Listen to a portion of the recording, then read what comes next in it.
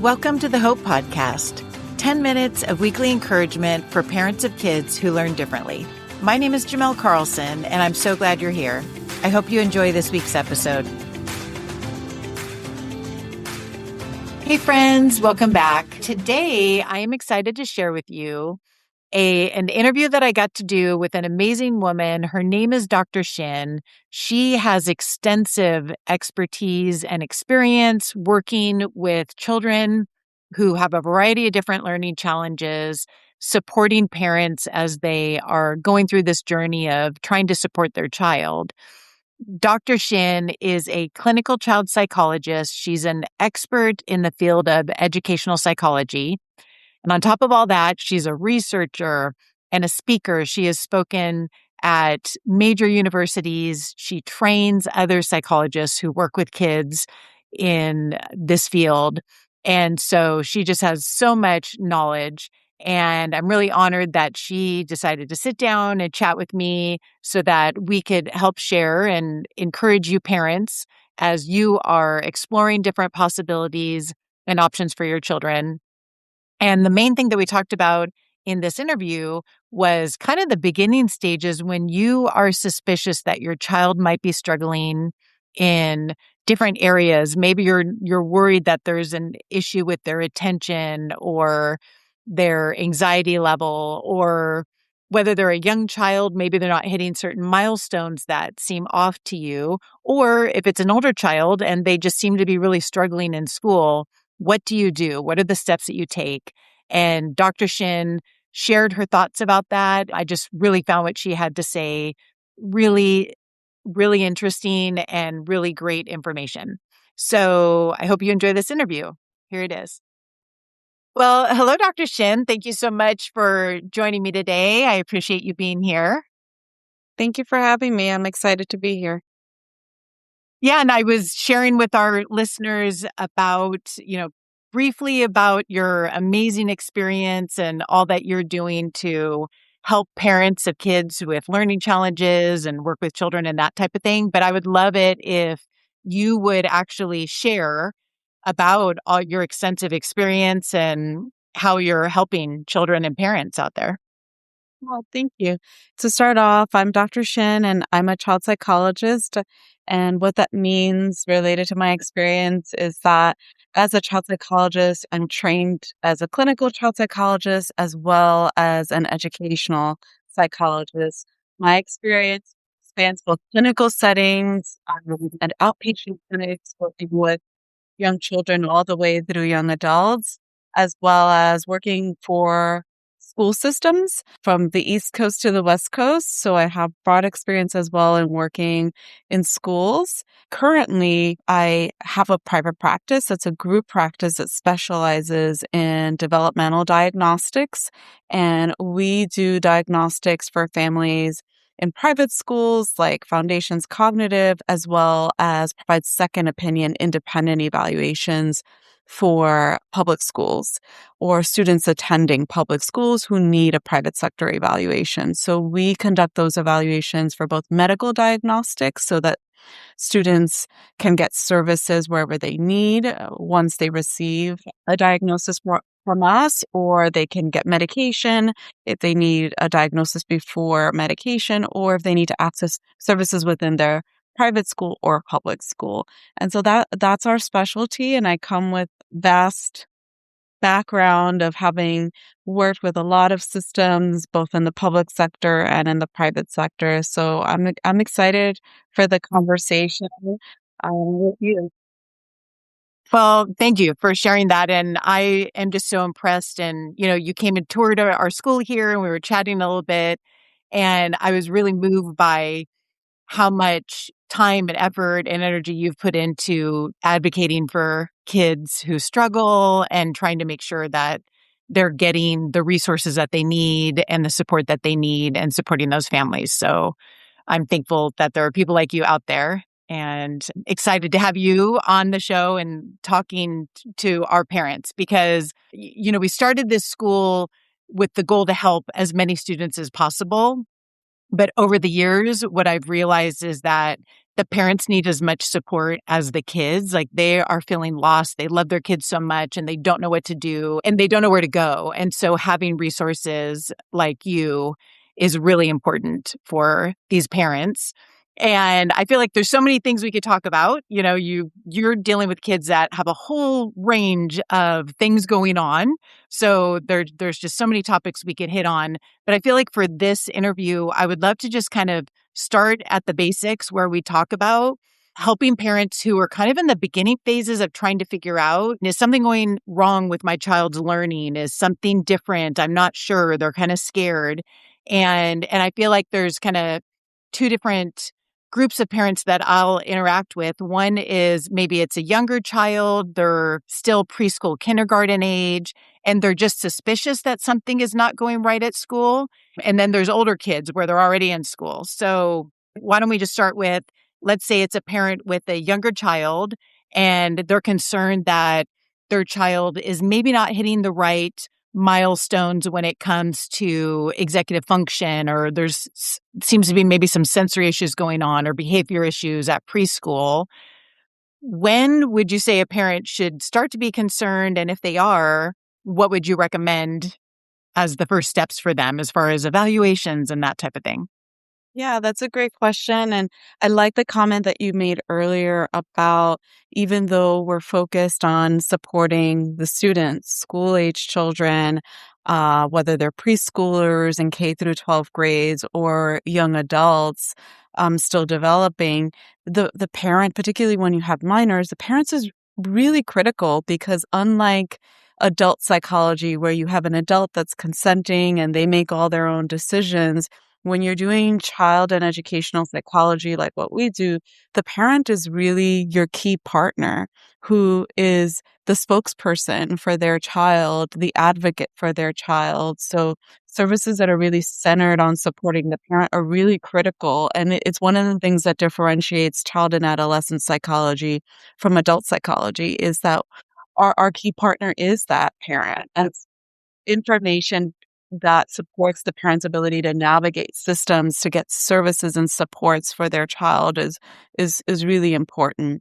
Starting off with young children, that is a very common question. Parents are worried, like, okay, what does this mean if the teacher, the preschool teacher brings something to my attention? Do I instantly get my child tested? There's a few sort of little tricks that I try to give parents, and that is that children don't develop identically, but there is a typical trend of development. And the easiest way to know what's typical in development is to see how does your child compare in their ability to do a particular skill to others. And I don't mean like comparing your kid to the other in a character sense. I mean in terms of literal development, like we would, is your child walking around the same age as other children? If they weren't walking at around the same age, you would be concerned about that. So same thing for psychological development and development of learning skills and cognitive skills. If the teacher brings something to your attention and says, hey, mom, dad, your child is displaying this behavior, I'm concerned, a good follow-up question for the educator is, was that a one-time situation? Is this a pattern for my child? And do you also see that in the other children in the classroom? That then will prompt the educator to know, well, this is really out of the what's typical for children this age.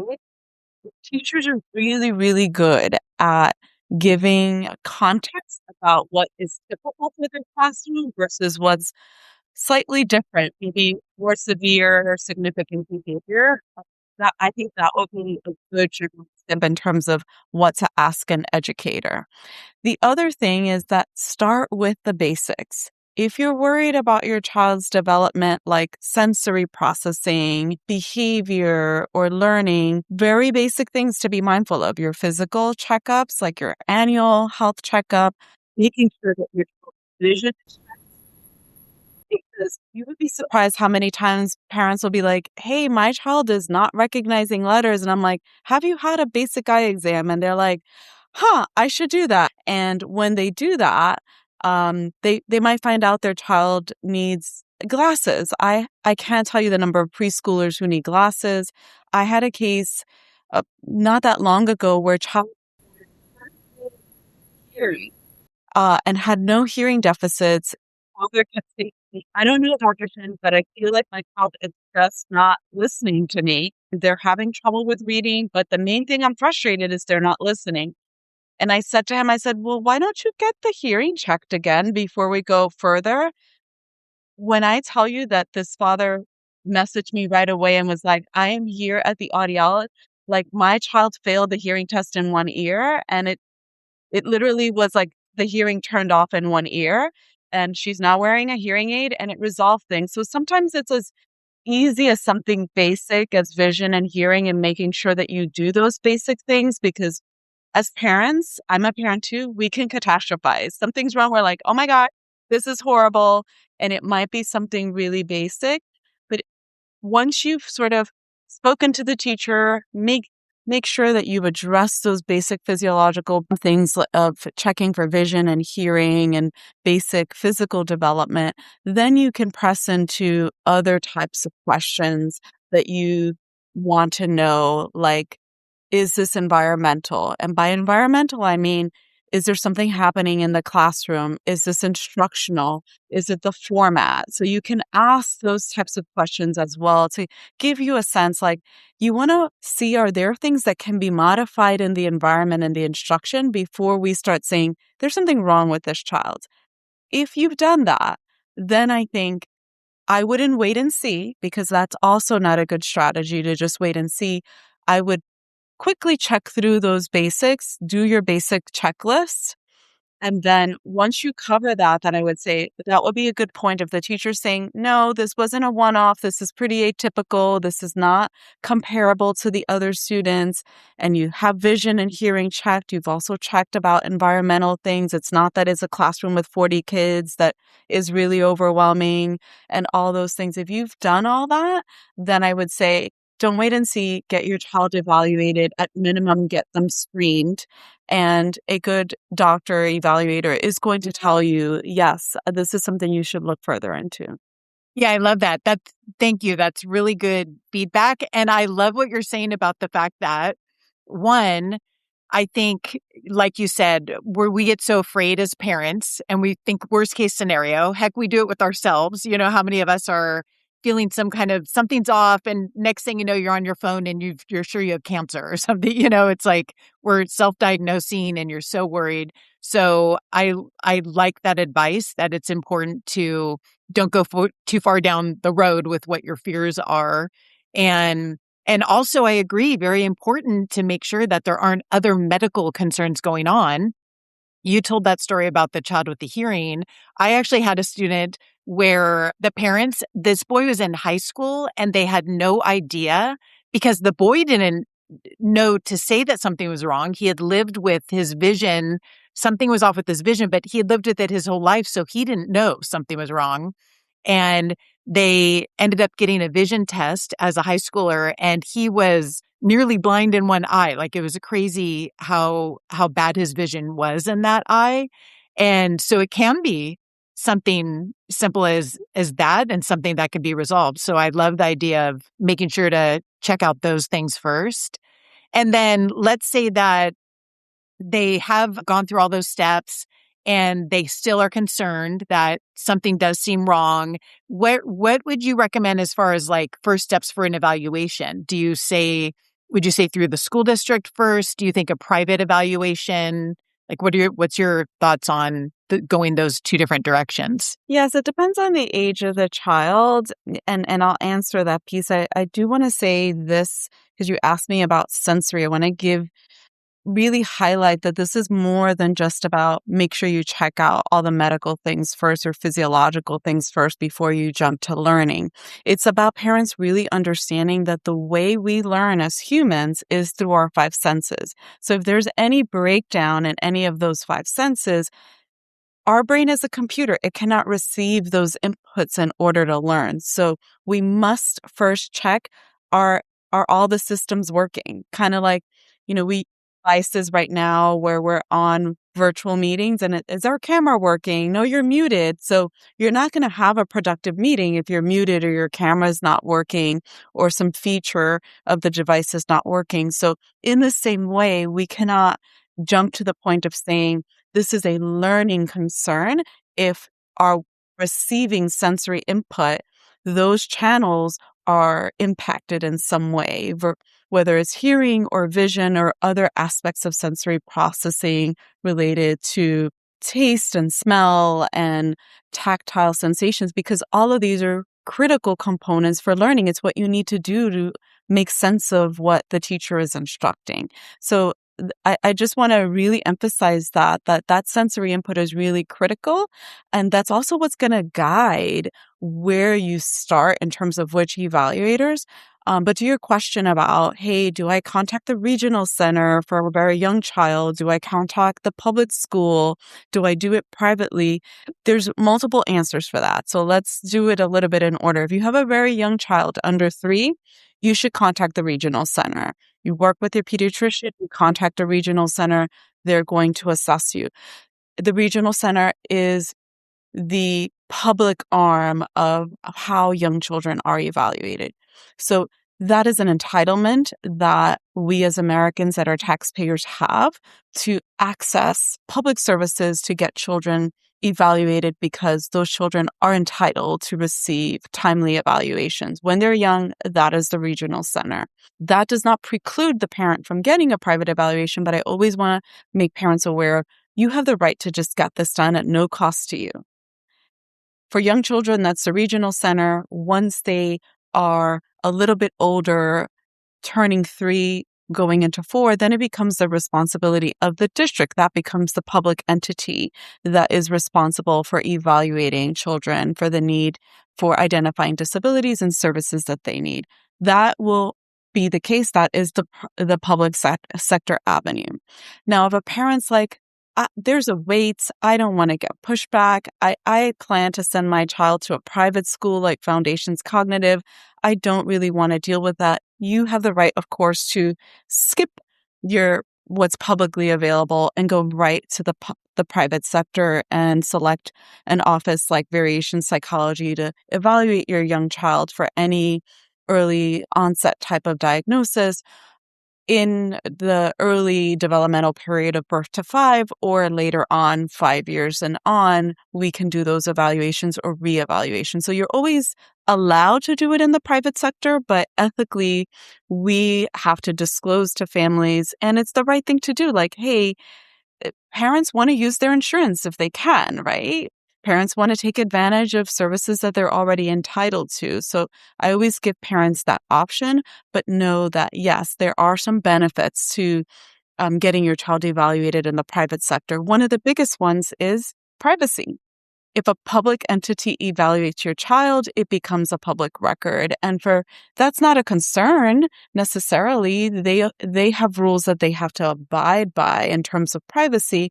But when I mean privacy, I mean first before they find out. It's something that's within your family before it's part of the public school record or part of their educational record. And so for certain families, that's really important that they see the results before a public system does. And so if you are able to afford it, or you have insurance that covers out-of-network costs, or you could get a private sector evaluation through your insurance, then that is a particular benefit. Thank you. That was such great information. Thank you for sharing that. Let's say that a parent has an older child where they might have been suspicious of things when the child was younger, maybe not, but they've now made it all the way to elementary, junior high, maybe even all the way to high school. And the child just they haven't grown out of whatever's been going on, and the child has continued to have either what appears to be something going on with their learning abilities. They're behind, or what is very common, maybe some extreme anxiety going on, emotional, issues going on, self-esteem is being damaged. What would you say to a parent in that spot where a child is now older and and they are noticing these things, the child's frustrated with school, what would you think would be the first steps for a parent in that situation? First thing is, it's not too late to get your child evaluated and to get them help. So don't fret that you didn't do it when they were in second grade or fifth grade or sixth grade. If they were a high schooler, it's not too late to get your child evaluated. It's not too late to remediate concerns and to get them on the best track for them. So that's the first thing I would say. The second thing is that it is actually very quite common for many students to not get identified until high school. And there are very specific reasons why that occurs. And very rarely is it the parent just didn't follow through on getting something addressed. Here are the common reasons. One, elementary school, by definition, is a much more supportive and structured environment where the teacher and educators routinize the day for you and make the environment highly supportive. It takes a certain temperament, as you know, to be a second, third grade kindergarten teacher. So the educational model for pre-K through about fifth or sixth grade is very structured, where students really just have to show up and follow along.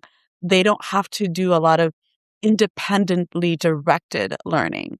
So it's not uncommon because of that, that once more independence is required in middle school and then especially in high school, that the breakdowns that were always present, the challenges that the student always had, are now suddenly more visible because the supports melt away, as they should, going into middle school and high school, because the goal of middle school and high school is to slowly take off some of the scaffolding, some of the training wheels, and develop greater independence. So as there's a push toward greater independence, now the challenges that the student always may have had just become more visible, and therefore they become more frustrating for the child and for the parent and for educators. And so that alone, the transition between the structure of an elementary classroom to middle school to high school and the greater need for the child to have to be independent, will make some challenges more apparent. So, for example, you take something like executive functioning. A good elementary program is going to have naturally built-in executive functioning supports, so that the classroom teacher is the classroom, everyone's executive brain.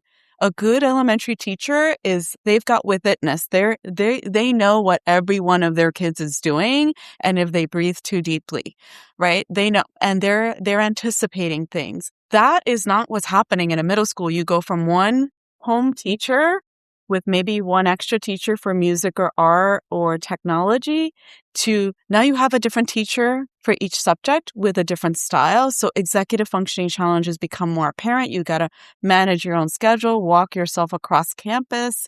All of changes create breakdowns for the student and reveal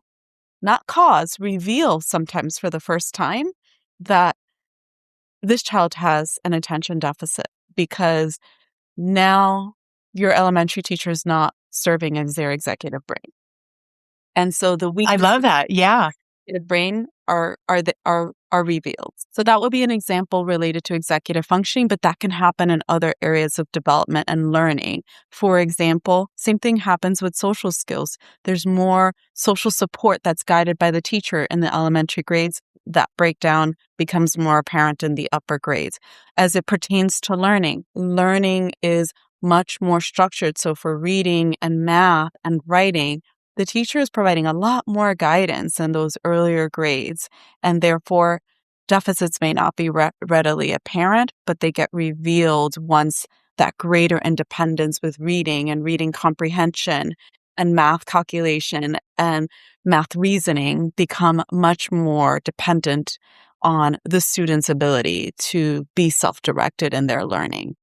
Right. I love that. I really appreciate that you are reminding the parents that this isn't about them. Where did they go wrong, or them making a mistake? And I totally agree. It is not too late. Our brains are so amazing that we have the ability to change them at any age, really, but especially during those teen years, there's a lot of opportunity to take a new direction and actually try to resolve what might be going on. With my experience, I feel like the to not pay attention at that age would be the creating future challenges for the child be as the stress starts to get higher. And then that child starts living just in fight, flight, or freeze mode through high school. A lot of their ability to even learn is going to be very challenging for them, very, very hard if they're feeling like they're different from their peers and that stress level is high. It is an absolute blessing if you can, as uncomfortable as it will feel, that you really see the challenges emerge in adolescence. Why? Because high school is a picture of adulthood, right? It's getting your Yeah. child ready for adulthood. So you want to see those breakdowns while one, you're still the legal guardian and you can make decisions on their behalf and support them before their 18th birthday. And two, before they get to college or the workforce and now they don't have an identified need and they don't know how to function. And so it's as much as it is a challenge to learn about it later, I think it's an absolute blessing to discover things among high schoolers because that is when you're making the most critical decisions about the transition to adulthood. Yes, I love it. And actually, what you're saying, I think what's really important for parents to understand sometimes, and it's out of love that parents will kind of make these decisions or think, in this direction. But I feel like I've heard some parents say, well, I want them to just be able to overcome and learn how to live through those stresses in high school because that'll help prepare them for college. But it's really the opposite. What you just said is you need to help them as much as you can during those high school years so that when they go off to college, they've learned skills and the ability to self-regulate and identify what's going on in them and use tools that are available to them before, just like you said, once they go off to college, the parents lose the ability to help support them in a lot of ways, and the child is now moving into adulthood on their own, having to figure it out. They don't often just grow out of some of these more severe anxiety issues or learning challenges that have appeared, right? Absolutely. They don't grow out of it. I am, without revealing my age in the moment, I am from a previous generation, as are you. And so there are things that were part of how we were taught, the educational experiences that we had, and that we had a lot more sort of like, okay, well, you have to try stuff and fall and pick yourself up and try again, right? And that really comes from our background of growing up in an analog era where things were that simplistic. We're equipping students now to enter a world where they're expected to do this quickly and efficiently at a completely different pace. So signing them up for not having the tools where they just have to figure it out as they go is just not consistent with the world that they're entering into, where they're contending with things moving at lightning speed, at AI speed, right? And so they need to have the tools to be successful sooner. And then as it pertains to emotional development and mental health, you don't want to get to a point where they're just frustrated. And now it does provoke more anxiety. And now you're in a cycle of an unidentified learning challenge, plus the anxiety that now you have a student that's aware that I can't do this as well, but I don't know how to fix it. And so it sets them up for unnecessary frustration and emotional challenges that could be prevented. So I think high school is absolutely not too late. If anything, it's a perfect time. And I would add, even though I know you don't go all the way to college, that the same is true if like, hey, for some reason it didn't get revealed in elementary, middle, or high, and now you have a young adult, it's also not too late. You can still Yes. they just need to consent to it because they're now an adult, but it's also not too late because they still have a long lifetime and a long career in the workforce ahead of them, where learning at 22, 25 that you need accommodations is still beneficial. I cannot Right. of young adults that I evaluate and they begin to benefit just as well, even though it wasn't recognized earlier and maybe they didn't need it earlier. Especially if, like, let's say it's one of your students that they were at Foundations Cognitive, a lot of things may go unnoticed. Why? Because you have a supportive environment that is tailored to multisensory learning, that is designed to support students in all the ways that their brain develops. So a child with some unique needs may not be identified or stand out to your educators because the model accommodates and supports those needs. But when they go to college, the parent might find, you know what, college is not Foundations Cognitive. They need accommodations, their proverbial glasses, so that they have supports for what they need to be successful in college and in the workforce. Yeah, I love that. And I'm such an advocate of the fact that it's never too late anytime. I really this thought that, oh, I have dyslexia and I'm just going to have to live with those symptoms forever, or I'll just never be good at math, or I'll always just be stressed out. You may have different challenges, through life that you're going to have to work through, but we don't ever have to feel like it's too late to get support, get help. So, very good point. I totally in agreement with you. And like you said, at different phases in life, as you are faced with different circumstances, different symptoms are going to be revealed along the way. Addressing those and seeking out help and support at any age is, I think, important and critical. And I also feel that, especially in that junior high, high school age range, sometimes there's this concern that if I put my child into a smaller environment where they are more comfortable and they are getting the support they need, and they are able to feel more like themselves, there's sometimes a concern that that will limit their abilities later on. But from my experience, what I've seen is those kids thrive better because their self-esteem grows and they don't feel as bad about themselves, and they experience growth because the anxiety level is lower. I would also add the idea that that's the time to run that experiment of, does your child do better in a small setting or a larger setting? Why? Because knowing that information will tell you, do you go to a big state school or do you go to a small school for college? Do you get a job Yeah. at a massive corporation with layers of bureaucracy, or do you get a job at a small company where you can be part of a community that's supportive? That's important. It's not true that, well, they can't do smaller environments because that's not going to equip them for the big world. The big world has lots of small spaces too. And adults have the choice to work in large corporations or small organizations. They have the opportunity to go to massive colleges with thousands of students and to attend small universities. And that's really what we want to learn about ourselves, is where do we function best? Where do we contribute the most to society? Where do we learn best? And if we can learn that about our children and about ourselves, then we can have more successful and fulfilling lives. And so I agree with you. That's not a problem. That's a good thing to discover about yourself and your students so that then you can make appropriate choices for yourself in adulthood.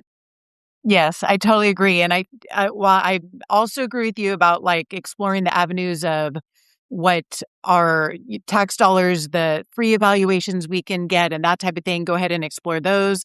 But a big positive I feel like to working with someone like you is that I feel more confident that that child's specific individual needs are going to be more addressed and identified, and different opportunities that are out there to help that child be the best version of who they are and who they're meant to be. And then as a parent, trying to be open to that it's really hard to not try to get our kids to fit into a box and be like everybody else, or fit into the norm. Being open to the fact that your child may have even if a smaller environment is better for them, you don't think of that as a negative. Like you said, that maybe that is better for their personality, and some kids a bigger one is better for their personalities and their skill sets and that type of thing. But being open to what is best for your child and not looking at that as a negative. They can still have an amazing life, even if they decide to have a job down the road that is not surrounded by tons of people. Well, thank you. That was all such amazing information. I just know that our parents are going to just really get a lot out of all that you shared. I would love to have you at some point come visit us at the school again, and maybe we can have a Q&A where the parents get to like drill you. But in the meantime, how can parents find you and access the resources that you have to offer? Yes, yes. Well, I'd love to come out to the school and to meet with the parents and families in person and answer their questions directly. This has been a fabulous conversation with you. If parents want to consult with myself or other psychologists at our office, the best way for them to contact us is to go to our website, which is variationspsychology.com. That's variations with a V and like very much, and ends in the letter S. So variations and then psychology spelled normally.com. And if you go to our website, you'll see our telephone number. You can text, you can message us directly, whatever is easier for you, and we'll get back to you. And you can request our office will connect you with one of our doctors. I'm not the only doctor at our practice. We have a group of psychologists that are all doctors in psychology, and they do the developmental consultations and education consultations with our families. And if they say they're from Foundations Cognitive, they'll get a complimentary consultation to hear their concerns. Oh, that's wonderful. Thank you. So we'll make sure to put in the show notes your website address. And I know that on there it lists all your different services. And thank you for blessing our families with that consultation. Thank you so much again for what you do. Again, I was just so impressed as I met you and heard your heart. And I've seen you've done so many amazing things with so many people, and just thankful for what you're doing for kids. And thank you for taking the time to talk with me and to our parents. We really, really appreciate it. Oh, it's my pleasure. I know that this is the work that I should be doing, and I do it with that heart. And it's a pleasure being on the show, and I look forward to the continued collaboration. So thank you, Mrs. Carlson. I appreciate your time as well. Thank you again for listening to the Hope Podcast. If you'd like to connect with me or offer suggestions for topics you'd like covered in future episodes, you can visit me on Instagram at Jimelle Carlson. And if you'd like to learn more about Foundations Cognitive Schools, you can visit our website at foundationscognitive.com.